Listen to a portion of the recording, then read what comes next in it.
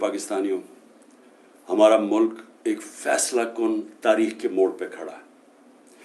एक माफिया ने हमारे मुल्क के ऊपर कब्जा किया हुआ है, क्योंकि तारीखी महंगाई और अब बेरोजगारी हो रही है पाकिस्तान में।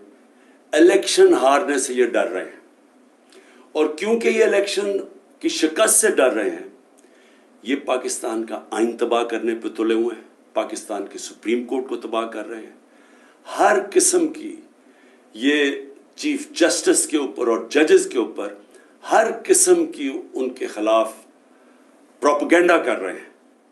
मैं चाहता हूं कि हफ्ते को मगरिब से 1 घंटा पहले आप अपने घरों से बाहर निकलें, अपने महलों में जाएं, या गांव में हैं तो अपने गांव में निकलें।